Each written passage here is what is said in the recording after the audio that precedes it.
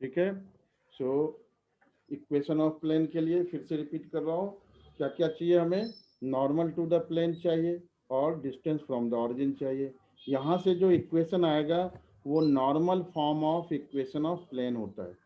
दूसरा, एक पॉइंट अगर गिवन है और perpendicular to the given direction, perpendicular to a given direction दिया हुआ है, तो ये भी क्या है, एक तरह से नॉर्मल है, नॉर्मल वेक्टर है ये नॉर्मल यूनिट वेक्टर है, ये नॉर्मल वेक्टर है। ठीक है, तो हम इक्वेशन ऑफ प्लेन निकाल सकते हैं। ठीक है, अगर इन दोनों में से कुछ भी नहीं है तो हमारे पास 3 नॉन कोलिनियर पॉइंट्स होने चाहिए प्लेन की इक्वेशन के लिए। ठीक है, 3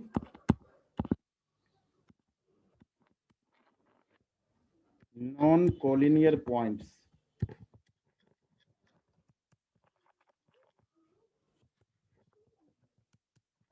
ठीक है, ये 3 चीज में से कुछ भी अगर हमारे पास है, then we can find the equation of plane. ठीक है, यहां तक कोई प्रॉब्लम है, including previous exercises? Asmita, Vivek, Ishita,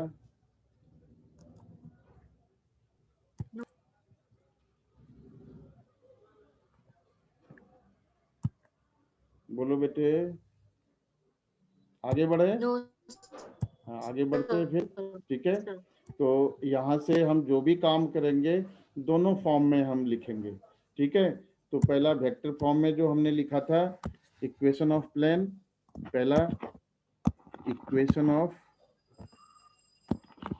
plane normal form में कैसे लिखते हैं।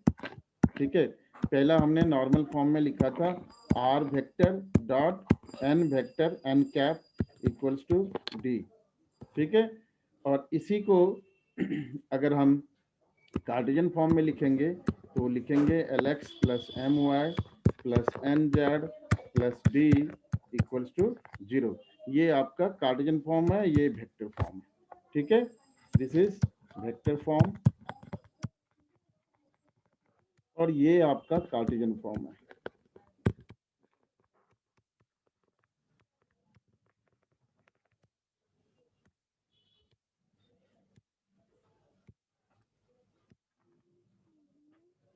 अब दूसरा फॉर्म क्या था कि अगर एक पॉइंट दिया हुआ है आपको, ठीक है, अगर एक पॉइंट दिया हुआ तब कैसे निकालते।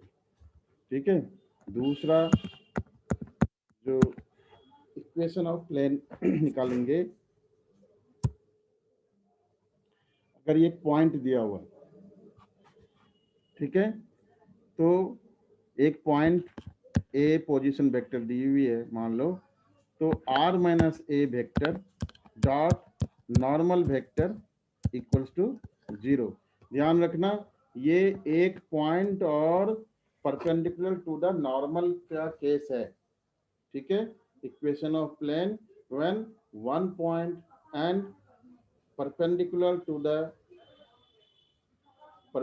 द नॉर्मल, ये गिवन है, तब हम इस एक्सक्यूज मी सर। बोलो बेटे।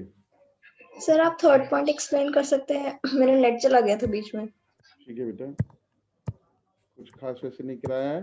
थर्ड पॉइंट ये है, हमें इक्वेशन ऑफ प्लेन निकालने के लिए पहला तो नॉर्मल टू द प्लेन चाहिए और डिस्टेंस फ्रॉम ऑरिजिन, ये normal form of equation of plane निकलती है।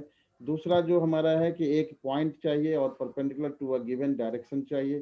ठीक है, तीसरा है कि अगर इन दोनों में से कुछ भी नहीं है, 3 नॉन कोलिनियर पॉइंट्स हैं हमारे पास, तब भी हम इक्वेशन ऑफ प्लेन निकाल सकते हैं। ध्यान रखना, नॉन कोलिनियर पॉइंट्स की ओके बात सर। कर रहे हैं हम।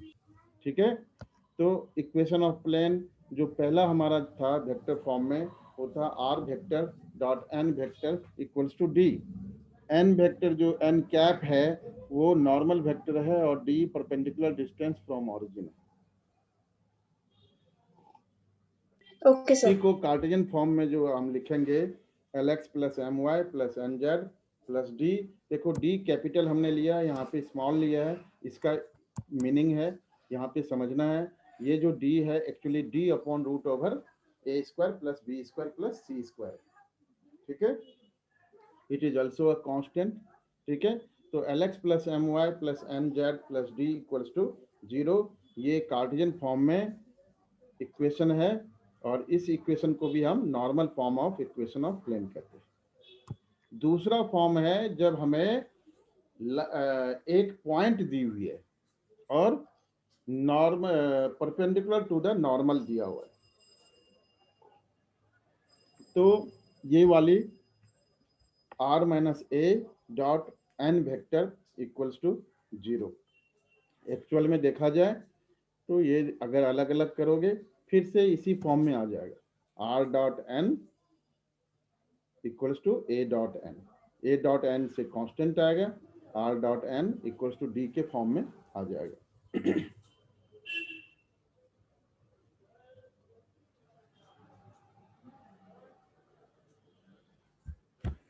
ठीक है, अब यहाँ से एक इम्पोर्टेंट कॉन्सेप्ट और है प्लेन का, कोप्लेनरिटी। ये सब तो चलो बाद में हम पढ़ेंगे, पहले एक point r minus a dot n vector, यहाँ पे जो नॉर्मल वेक्टर है ये नॉर्मल वेक्टर दोनों में डिफरेंस है, यहाँ पे नॉर्मल वेक्टर है, ठीक है, और ये नॉर्मल यूनिट वेक्टर, दोनों में डिफरेंस है, ठीक है, ध्यान रखना। तो इसी को कार्टेशियन फॉर्म में अगर हमें कहा लिखना है तो कैसे लिखेंगे, क्या क्या दिया हुआ है, पॉइंट दिया हुआ है,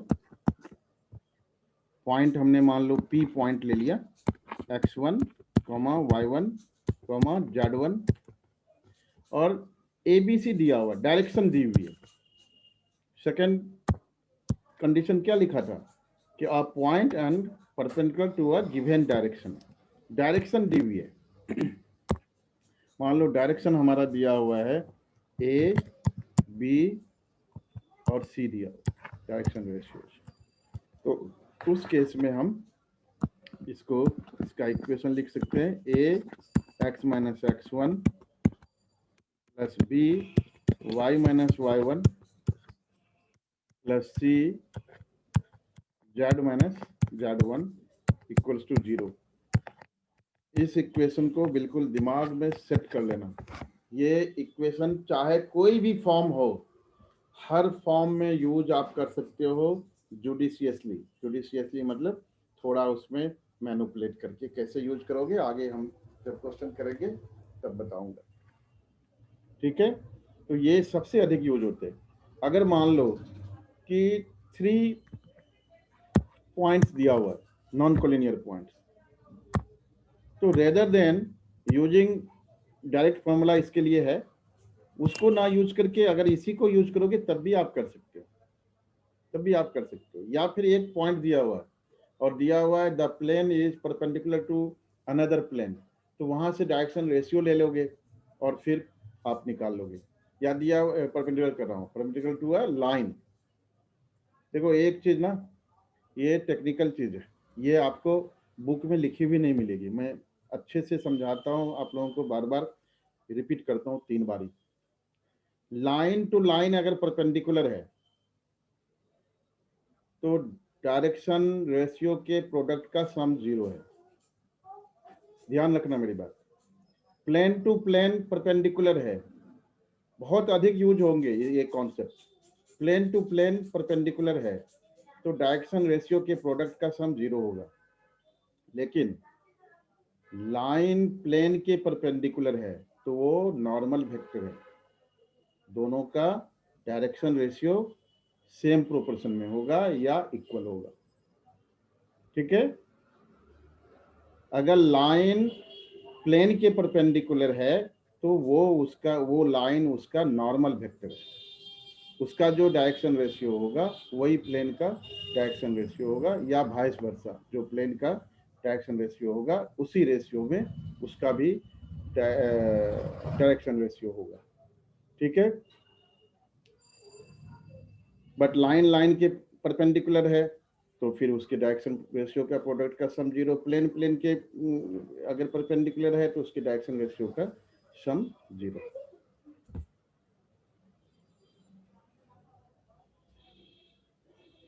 ठीक है, अब equation of line passing through 3 non collinear point, तीसरा पॉइंट बताया था आप लोगों को। तो इक्वेशन ऑफ प्लेन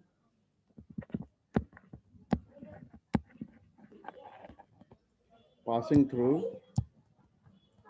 इसका मैं वेक्टर फॉर्म भी लिखाता हूँ, लेकिन वेक्टर फॉर्म याद रखने की जरूरत नहीं। वेक्टर फॉर्म भूल जाओगे, थोड़ा कॉम्प्लिकेटेड भी है। रेदर देन इसका जो कार्टेशियन फॉर्म है वो याद रखना। Equation of plane passing through 3 non collinear points.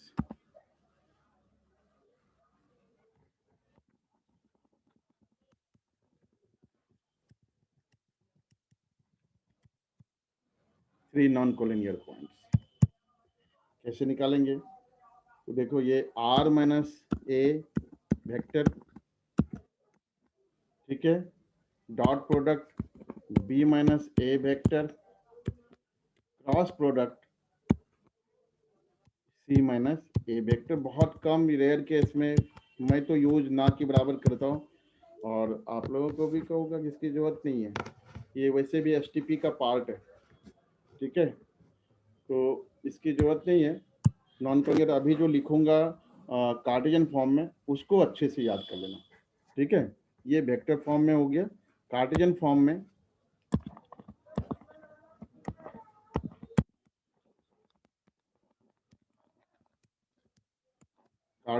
में इसी का equation of plane passing through 3 non collinear points क्या होगा? तो this is x minus x1, y minus y1, z minus z1, और इधर हो जाएगा आपका x2 minus x1, y2 minus y1, z2 minus z1। Comma नहीं है बीच में कहीं भी, ये डिटर्मिनेंट में लिख रहे हैं, z2 minus z1, x3 minus x1, y3 minus y1 और z3 माइनस z1। ये आपका दिस इज इक्वल्स टू 0। तो ये जो डिटर्मिनेंट आएगा वो इक्वेशन ऑफ प्लेन उससे आपका आ जाएगा, ठीक है। सो equation of plane once you have obtained in Cartesian form, and suppose you have to form in vector form, तो कार्टेशियन से वेक्टर, वेक्टर से कार्टेशियन इजीली बता दूंगा कैसे करना है, तो कर पाओगे। इसी फॉर्मूले को याद रखना है, जो प्रीवियस बताया वो याद ना भी रहेगा चलेगा, ये वाली बहुत रेयर केस में यूज करेंगे।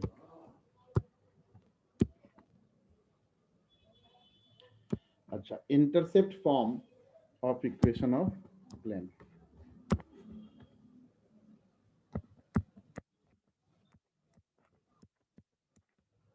इंटरसेप्ट फॉर्म,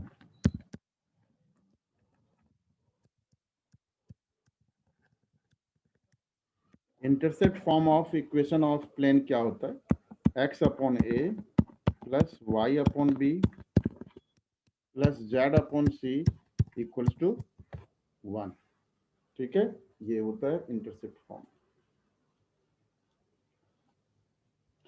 जहां पर ए बी सी क्या है, वो इंटरसेप्ट्स हैं रेस्पेक्टिव एक्सिस में, मतलब एक्स एक्सिस का इंटरसेप्ट क्या है? ए है, वाई का इंटरसेप्ट बी है, और जेड का सी है।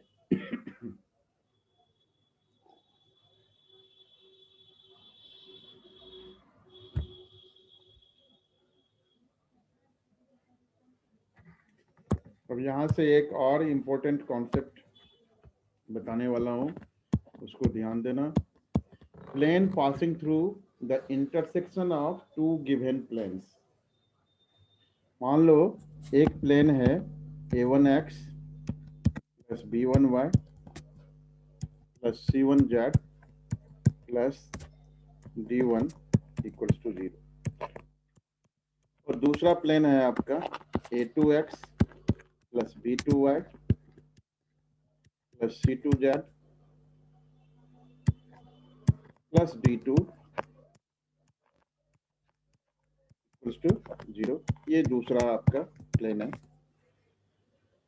तो equation of plane passing through the point of line of, देखो पॉइंट ऑफ इंटरसेक्शन नहीं बोलेंगे, ध्यान रखना, लाइन ऑफ इंटरसेक्शन बोलेंगे, ठीक है। प्लेन जब इंटरसेक्ट होती है ना, ये दो प्लेन अगर इंटरसेक्ट हो रही है तो वो एक पर्टिकुलर पॉइंट पर नहीं काटती है, ये ध्यान रखना, ये पॉइंट पर नहीं काटती है, ठीक है। तो लाइन ऑफ इंटरसेक्शन कहेंगे उसको, या सिंपली हम कहेंगे equation of plane passing through the intersection of two planes. So equation of plane passing through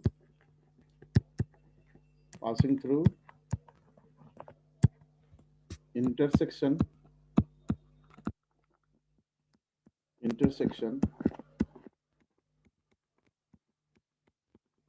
of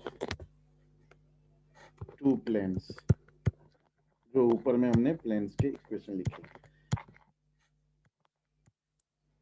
तो कैसे लिखेंगे इसको? लिखेंगे इस तरह से a1x plus b1y plus c1z plus d1 लिख लो, plus lambda times a2x plus b2y plus c2z plus c2z plus d2 equals to 0। ये अब इसको आप चाहो तो रीअरेंज करके, मैं इसी फॉर्म में छोड़ देता हूँ, इसको रीअरेंज करके जब आप आंसर लिखेंगे ना, तो a1 प्लस लेमडा a2 इस तरह से x को टर्म को कलेक्ट करके, y के टर्म को कलेक्ट करके और z के टर्म को कलेक्ट करके आप लिखेंगे, ठीक है। तो ये तो कार्डियन फॉर्म में बड़ा आसानी से दोनों इक्वेशन लिख करके लेमडा रख दिया आपने। अगर वेक्टर फॉर्म में है तो कैसे करोगे? देखो, जब से हमने 3D शुरू किया है विवेक, तब से दो चीज कॉन्स्टेंटली हम कर रहे हैं, ये vector form Cartesian form, vector form Cartesian form, ये दो चीजें लगातार कर रहे हैं। इसका मतलब ये समझना है कि आपको फ्रीक्वेंटली इनको चेंज करने की जरूरत पड़ सकती है एज पर द रिक्वायरमेंट, ठीक है। तो अच्छे से दोनों फॉर्म को समझना। अगर वेक्टर फॉर्म में दिया हुआ है तो इस तरह से होगा प्लेन। पहला प्लेन ले लेते हैं, are vector dot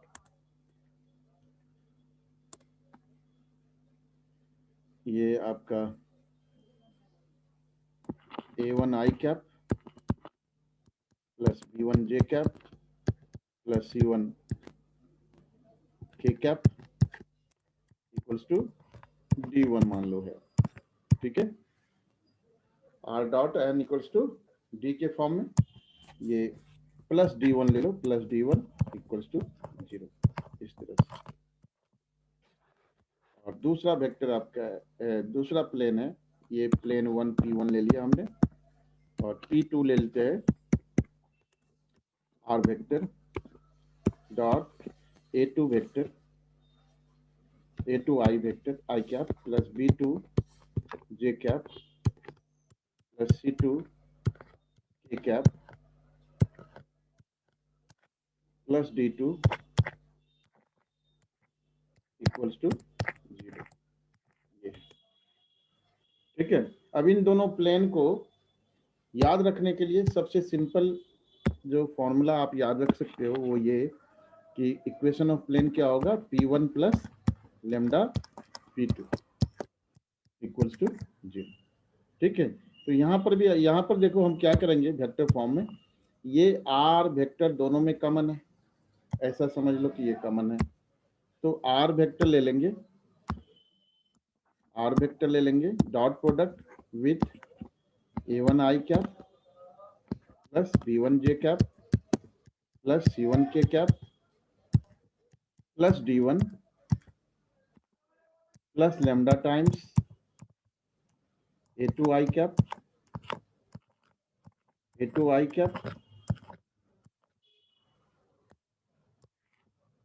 plus b2 j cap plus c2 k cap. Vivek, 3D एक बार में समझ में कभी कभी नहीं आती है, उसकी प्रैक्टिस करनी पड़ती है, ठीक है। घर पर उसको दोबारा करोगे। इन दोनों बच्चों के लिए रिवीजन है शायद, तो समझ में अच्छे से आ सकता है। फर्स्ट टाइम में भी हो सकता है आपको ना आए, तो उसकी प्रैक्टिस करनी है। दोबारा रिवीजन जब करेंगे तो और अच्छे से क्लियर होगा, ठीक है। बट कोशिश यही करनी है कि फर्स्ट टाइम में ही आपके क्लियर हो जाए सारे डाउट, जो डाउट्स है उसको आप पूछ सकते हो, ठीक है। इन दोनों को मिला करके उसी तरीके से A1 plus A2 lambda I cap plus B1 plus B2 lambda J cap plus C1 plus C2 lambda के कैप, इस तरह से आप लिख सकते हो।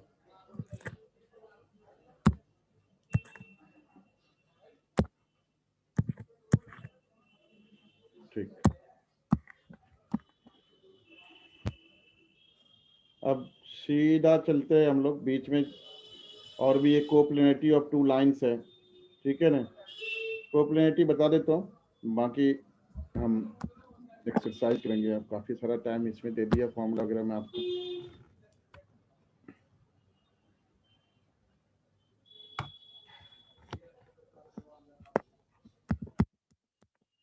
कोप्लेनरिटी ऑफ टू लाइंस,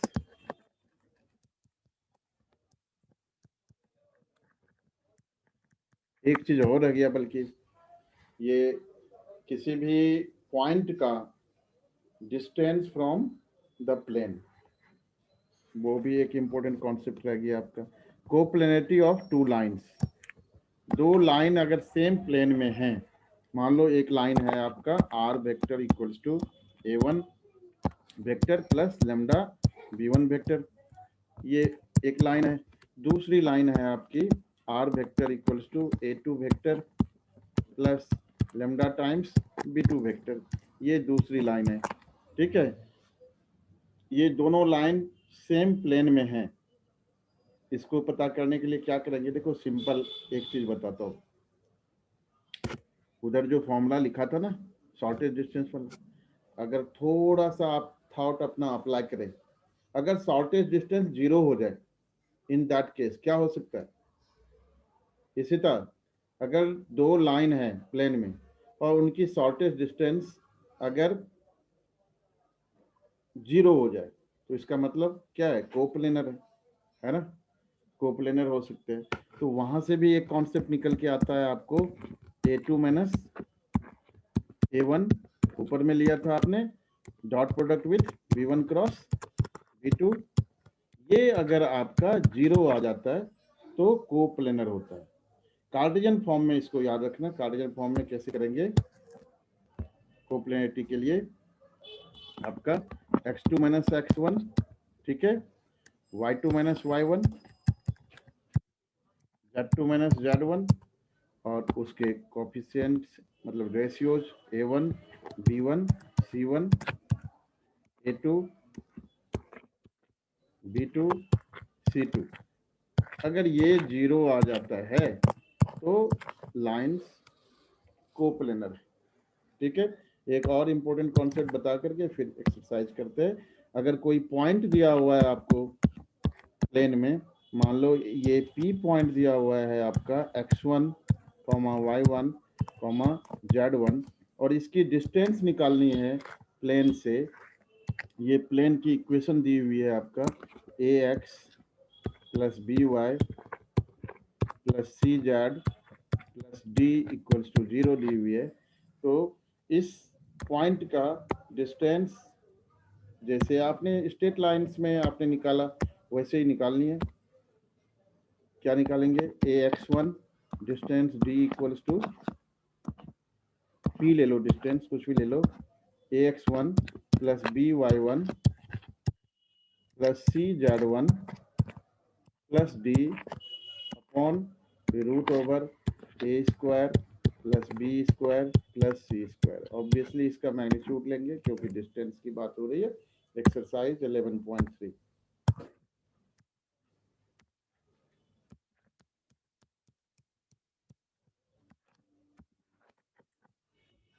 काफी इंपॉर्टेंट एक्सरसाइज है।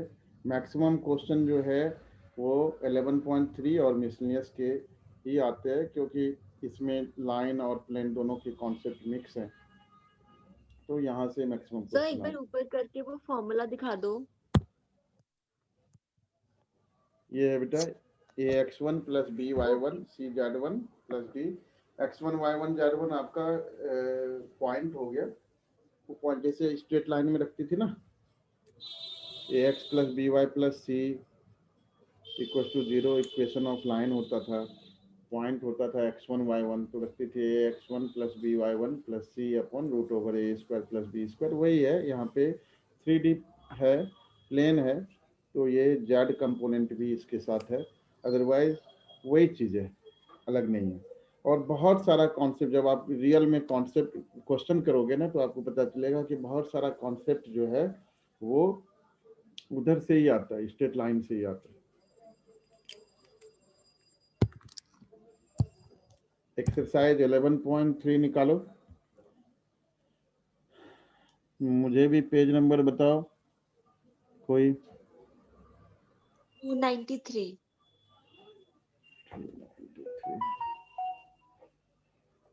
3D 493। ठीक, पहला क्वेश्चन देखते हैं बेटे, ध्यान से समझना, ना समझ में आया मेरे को 10 बारी भी पूछोगे, I will not get irritated, so do not hesitate to ask questions. जितना पूछोगे तो सीखोगे, ये टैगलाइन है।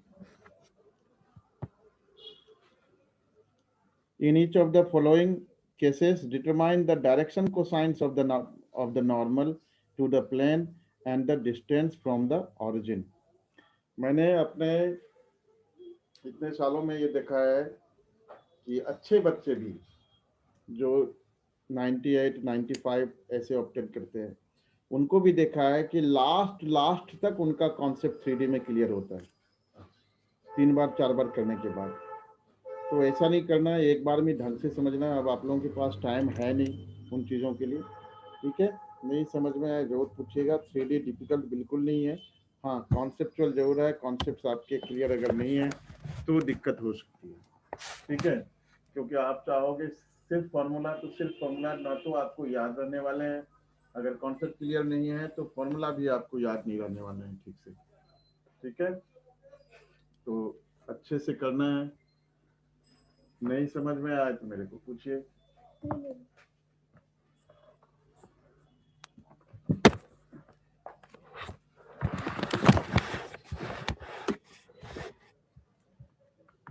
ठीक है, पहला क्वेश्चन,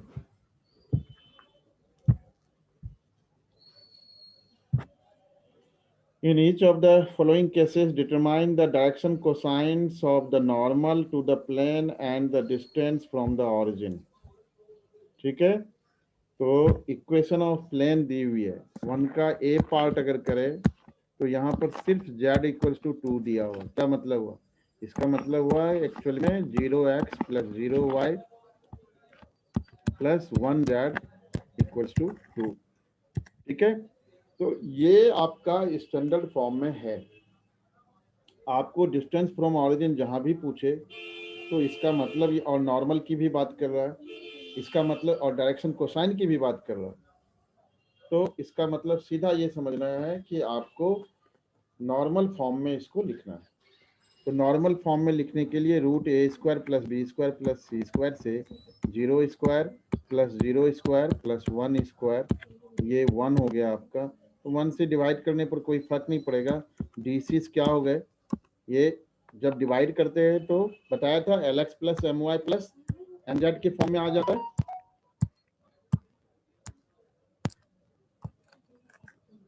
ये देखो यहाँ पे बताया था आप लोगों को,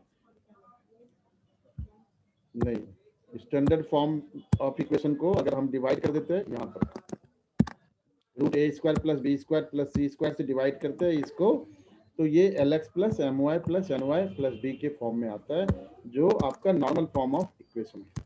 ठीक है, तो डायरेक्शन को साइन क्या हो जाएगा, 0 0 और 1 को 1 से डिवाइड करोगे 1 रहेगा, तो ये डीसीस हो गया। और 2 को 1 से डिवाइड करोगे तो 2 रहेगा, मतलब P जो है perpendicular distance from origin, that is also 2। P या D जो भी समझना है आपने। B पार्ट में 1/√3 1/√3 1/√3 एंड 1/√3। ठीक है, मतलब LMN जो है 1/√3 है और परपेंडिकुलर डिस्टेंस फ्रॉम ऑरिजिन भी 1 है। तो बाकी पार्ट्स घर पर आप करेंगे। क्वेश्चन नंबर 2,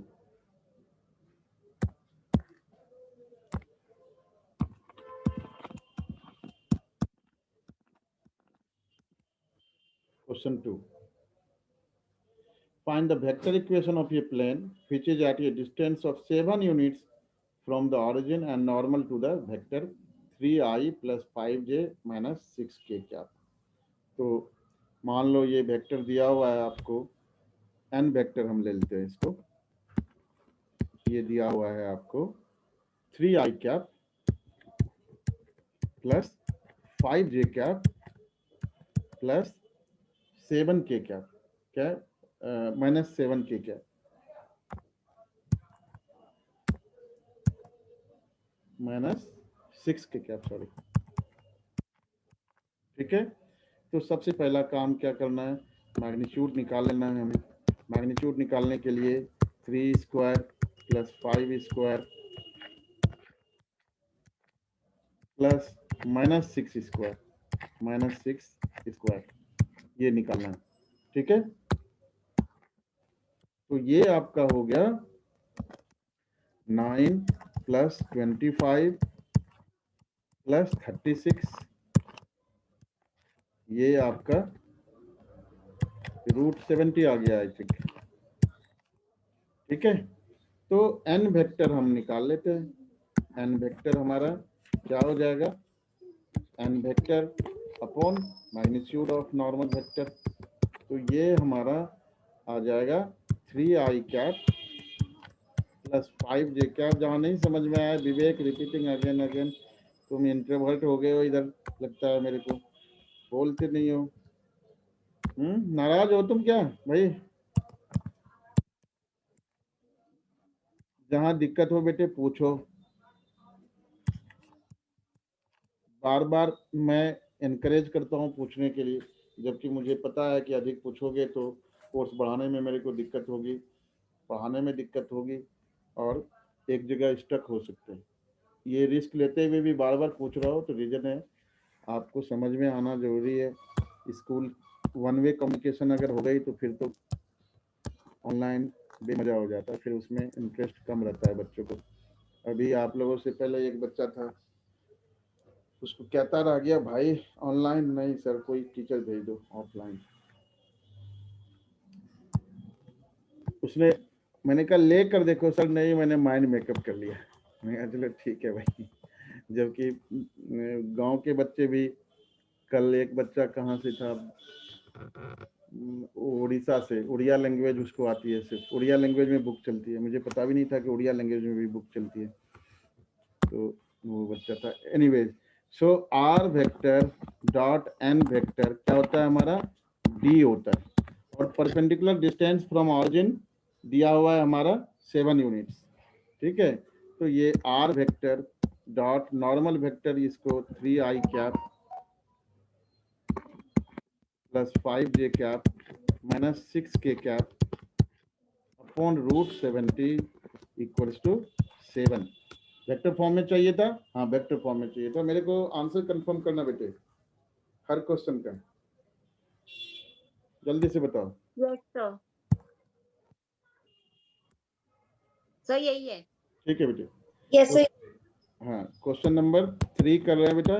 देखो बड़ा आसान तरीके से सिखाता हूँ ये, इसमें क्योंकि कभी कभी क्या होता है मैथमेटिक्स में, कभी कभी चीजें बहुत डीप कॉन्सेप्ट की बजाय शॉर्टकट से भी अच्छे तरीके से समझ में आता है। तो ये ऐसे वेक्टर को हम कार्टेशियन में, ध्यान रखना विवेक साहब, ध्यान से यहाँ समझना, बहुत आसान है। ये वेक्टर फॉर्म में, इसको कार्टेशियन फॉर्म में करना है। ये आर वेक्टर बताया था मैंने, क्या होता है, xi cap plus yj cap plus zk cap. Every time जब तक आप 3D पढ़ेंगे तो आर वेक्टर का मतलब वही है, वही लेंगे हमेशा, xi cap plus yj cap plus zk cap. तो और कुछ नहीं करना है। अगर आप आर वेक्टर रखते हो इस तरह से, तो ये क्या करना है, आई जे के को हटा दो, आर को हटा दो, बस x plus y minus z equal to 2, ये आपका कार्टेशियन फॉर्म है। आई जे के को हटा करके x y z रख दो, साइन वगैरह सब कुछ वैसे ही रहेगा, डिस्टेंस भी वही है। ठीक है, तो ये आपका कार्टेशियन फॉर्म ऑफ इक्वेशन है। कैसे आया? तो आर वेक्टर को रख दो एक्स आई कैप प्लस वाई जे कैप प्लस जेड के कैप, फिर ये डॉट प्रोडक्ट निकाल लो, आपके यही आएगा। ठीक है विवेक, सेकंड क्वेश्चन मेरे को बी पार्ट बताइए, कार्टेशियन फॉर्म में क्या होगा?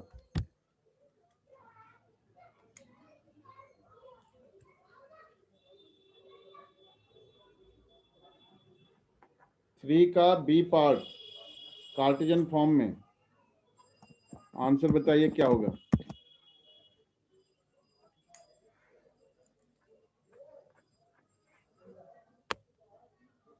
रिस्पॉन्स टाइम इतना आप लोगों को कितनी बार तो कहा है भाई कि म्यूट रखने की जरूरत नहीं है, गूंगा बन के क्यों रहना, कर 3 बच्चे तो हो।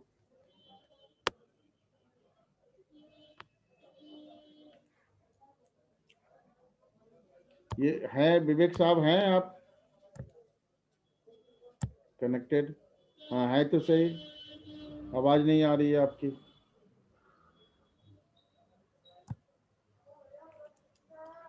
इशिता आप बताइए बेटा। Sir 2x plus 3y minus 4z is equals to 1. ठीक, क्लियर है। सी पार्ट अस्मिता आप बताइए बेटा, कार्टेशियन फॉर्म में। So s minus 2t plus 3 minus t plus 2s plus t is equal to 15.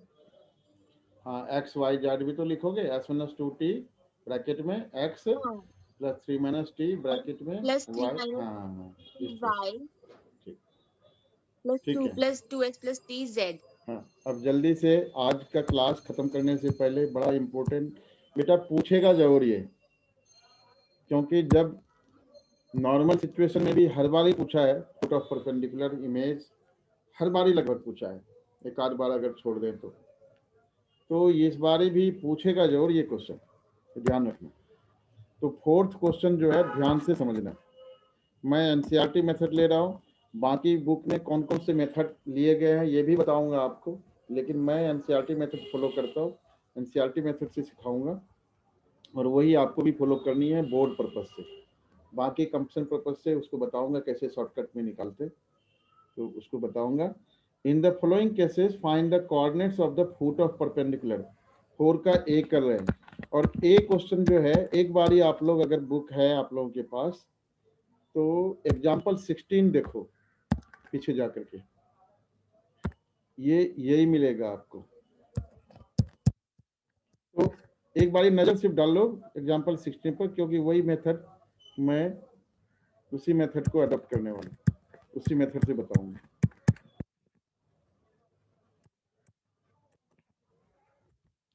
ठीक है, एग्जाम्पल 16 यही होगा, पीछे जाओगे एग्जाम्पल 16 में यहाँ पर 6 है, सिर्फ क्वेश्चन भी यही है, 12 की जगह 6 होगा। ठीक है, देखो ये स्टैंडर्ड फॉर्म ऑफ प्लेन है। सबसे पहला काम क्या करो, इसको नॉर्मल फॉर्म में कर लो। ठीक है, इसको हम कर लेते हैं नॉर्मल फॉर्म में, ये इक्वेशन 1 अभी मतलब converting the equation of plane in normal form, in normal form। ठीक है, तो नॉर्मल फॉर्म में करने के लिए बेटे root over 2 square plus 3 square plus 4 square which comes to root over 29, I hope इससे डिवाइड कर दो। तो नॉर्मल फॉर्म में जो इक्वेशन ऑफ प्लेन आ गई हमारी 2 ओवर रूट 29x प्लस 3। अच्छा रूट ये नॉर्मल फॉर्म में करा क्यों ये भी बताऊंगा, मुझे याद दिलाना क्यों करा, इसकी जरूरत नहीं है। हालांकि इस पर्टिकुलर केस में ऑरिजिन से दिया हुआ है, आप अगर ध्यान दो क्वेश्चन पूरा पढ़ो, perpendicular drawn from the origin, इसलिए नॉर्मल केस लेकर के कर रहे हैं, अदरवाइज इसका जनरल तरीके से भी बताऊंगा। अगर ऑरिजिन से नहीं है, पॉइंट मतलब ऑरिजिन नहीं है कोई और पॉइंट है, अल्फा बीटा गामा कुछ भी एनीथिंग, ठीक है। 3/√29 y plus 4/√29 z equals to 12/√29। ये आप इक्वेशन 1 ले लो, this should be taken as equation 1। ये आपका इक्वेशन 1 ले लिया हमने ना। क्वेश्चन समझ लो, क्वेश्चन एक बारी में प्लान बना करके समझा देता हूँ क्या है। इस तरह से एक प्लेन है,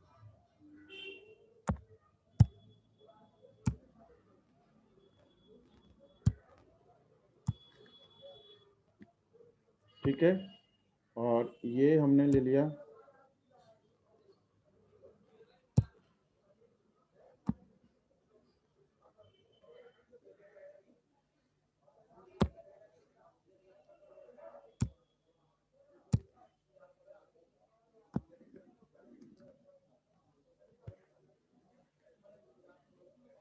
जेड एक्सिस भी होगा ऑब्वियसली, ठीक है।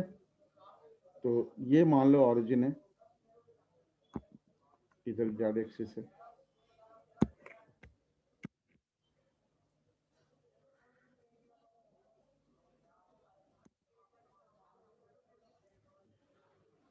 ये ऑरिजिन है 0 0 0। ये हमारा पी पॉइंट है, पी पॉइंट ले लो, कुछ भी ले लो, x1 y1 z1 या अल्फा बीटा गामा ले लेते, अल्फा बीटा गामा ले लिया। आपको ये अल्फा बीटा गामा जो है ये निकालना है, मतलब पॉइंट पी की कोऑर्डिनेट्स निकालनी है, ठीक है। ये निकालना है, foot of perpendicular to the plane, ठीक है। ओपी में पी के कोऑर्डिनेट्स जो है वो फुट ऑफ परपेंडिकुलर है।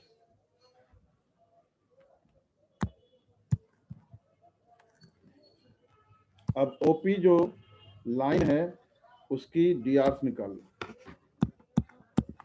डीआर्स ऑफ ओपी क्या होगा बेटे, कोई भी बताओ मेरे को। डीआर्स ऑफ ओपी क्या लिखूंगा मैं,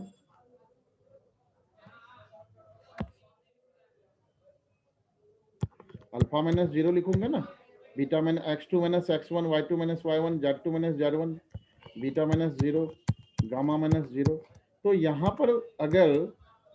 पर अगर कोई और पॉइंट हो अदर देन ऑरिजिन तो हम वो पॉइंट ले लेंगे। अल्फा माइनस 2 मान लो 1 2 3 है तो alpha minus 1 beta minus 2 gamma minus 3 इस तरह से ले लेंगे। तो डीआर्स ऑफ ओपी हमने ले लिया, तो which comes to alpha beta gamma, ये आपका अल्फा बीटा गामा है, ठीक है। नाउ जो वो हमने कॉन्सेप्ट पढ़ा था कि डीआर्स और डीसी जो है वो प्रोपोर्शन में होते हैं, same proportion. We know that DCs and DRs are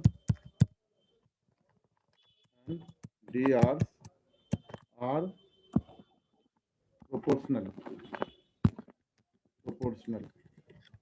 तो सेम प्रोपोर्शन में होते हैं। तो ये हो गया आपका अल्फा अपॉन 2/√229 आई थिंक, पहला क्या था L 2/√29 था, ठीक है। Beta 3/√29, gamma upon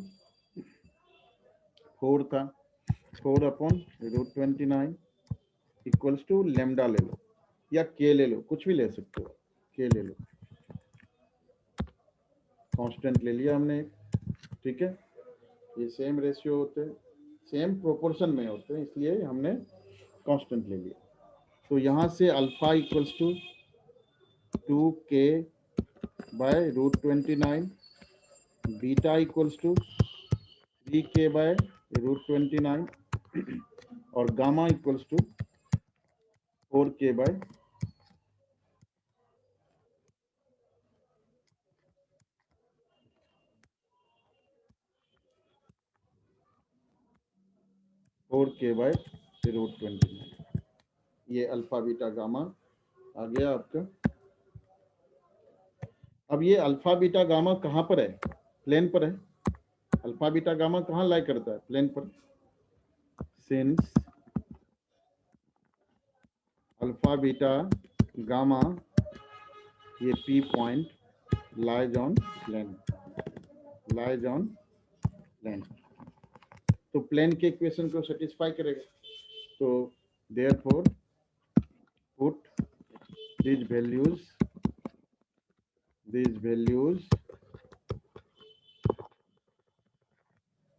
in 1। पहला इक्वेशन जो हमने लिखा है इधर उसमें रख देते हैं। कहाँ लिखा था? ये इस इक्वेशन में रख देते हैं। तो x की वैल्यू की जगह क्या हो जाएगा? 2k/√29। पहले तो अल्फा बीटा गामा से एक्स वाई जेड को रिप्लेस कर देंगे, ठीक है ना, ये समझना है। अल्फा बीटा गामा तो वो डायरेक्ट रख सकते हैं हम यहाँ पर, क्योंकि अल्फा बीटा गामा एक्चुअली हमने ले रखा है 2k/√29, तो इसी फॉर्म में हम इसको एक्स वाई जेड को रिप्लेस कर लेंगे, ठीक है। तो ये आपका हो गया 2/√29 और into 2/√29k plus x y z की जगह रखना है 3/√29k plus 4/√29 into 4/√29k equals to 12/√29।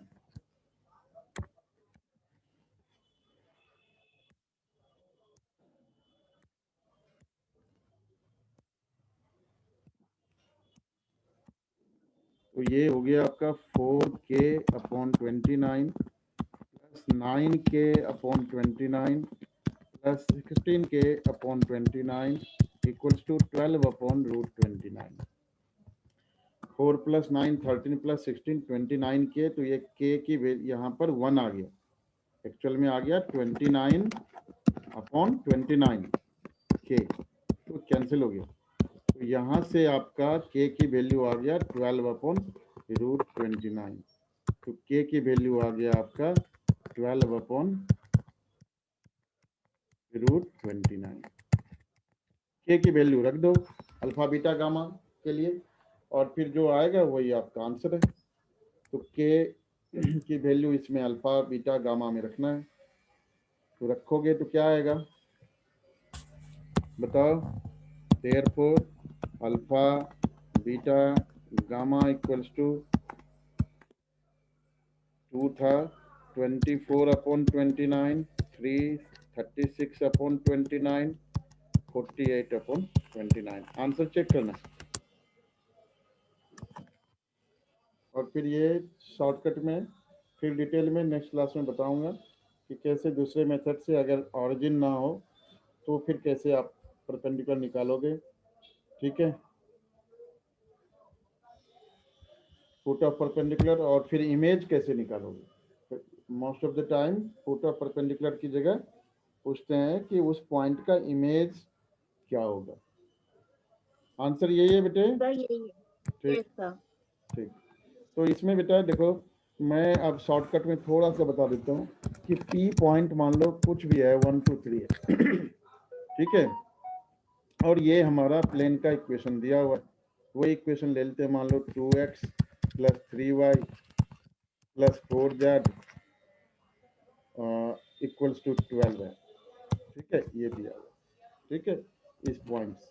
तो हम फिर यहाँ पर क्या कर लेंगे, इसका हम ले लेंगे, सपोज इमेज अगर मांग रहा है इसी में, तो इमेज क्या होगा, सारा काम ऐसे ही करेंगे। इमेज r पर बन रहा है, तो बाद में लास्ट में सिर्फ मिड पॉइंट फॉर्मूला लगा करके हम r की वैल्यू, r के जो कोऑर्डिनेट्स हैं उसको निकाल लेंगे। बाकी काम सब हम ऐसे ही करते हैं जैसे फुट ऑफ परपेंडिकुलर में करते हैं, ठीक है। तो इसका dr जो अब हमने इसको अगर अल्फा बीटा गामा ले लिया, तो इसका dr क्या होगा, अल्फा -1 बीटा -2 गामा -3, ठीक है। नो नीड टू, कंपटीशन में तो बिल्कुल नहीं विवेक, इसी तरह ध्यान रखना, कंपटीशन में तो जरूरत ही नहीं है हमें इसको नॉर्मल फॉर्म में करने का। नॉर्मल फॉर्म में क्यों करना, नहीं करना, पहले भी बता चुका हूँ, लाइन अगर परपेंडिकुलर है प्लेन का तो उनके डीआर्स इक्वल होंगे या सेम प्रोपोर्शन में होंगे, दैट्स इट। क्योंकि वो नॉर्मल की तरह बिहेव करेगा। जब लाइन परपेंडिकुलर है प्लेन पर तो दोनों के डीआर्स इक्वल होते हैं, ठीक है। तो ये ओपी की डीआर जो है वही डीआर इसकी होगी, ठीक है, वही डीआर होगी। तो पहले क्या करना है, पहले हमने ऐसा लिखना है कि दोनों के डीआर जो है वो सेम प्रोपोर्शन में है, 2 अपॉन, मतलब ऐसे ले लो, alpha minus 1 upon 2, beta minus 2 upon 3। Normal form में करने की जरूरत नहीं है, डायरेक्ट ले लेंगे। उस क्वेश्चन में भी, ऊपर वाले क्वेश्चन में भी डायरेक्ट लोगे तब भी आंसर वही आएगा, अंतर नहीं आएगा। गामा माइनस 3 अपॉन 3 4 है, ठीक है, इक्वल्स टू के ले लो या लेमडा ले लो आप, ठीक है। फिर अल्फा बीटा गामा की वैल्यू निकाल करके इसी इक्वेशन में रख दो, क्योंकि अल्फा बीटा गामा लाई करता है प्लेन पर, ठीक है। सेटिस्फाई होकर के लेमडा की वैल्यू आएगा, लेमडा की वैल्यू रख दोगे, अल्फा बीटा गामा, ये फुट ऑफ परपेंडिकुलर आ जाएगा, ठीक है। और अगर इमेज पूछा है तो once you have got this two coordinates, तो तीसरा जो सेम डिस्टेंस पर है, जितने डिस्टेंस पर Q से P है उतना ही डिस्टेंस पर R है, तो मिड पॉइंट फॉर्मूला लगाकर आप R के कोऑर्डिनेट्स निकाल सकते हैं, ठीक है। आज इतना ही करेंगे, यहाँ तक सारे फॉर्मूले जरूर देखना बढ़िया से, और एग्जाम्पल्स करना, यहाँ तक के क्वेश्चंस करना, क्वेश्चन नंबर 4 तक। नेक्स्ट क्लास में मोस्ट प्रोबेबली खत्म हो जाएगा ये चैप्टर, खत्म नहीं भी होगा तो बस थोड़ा सा बचेगा शायद।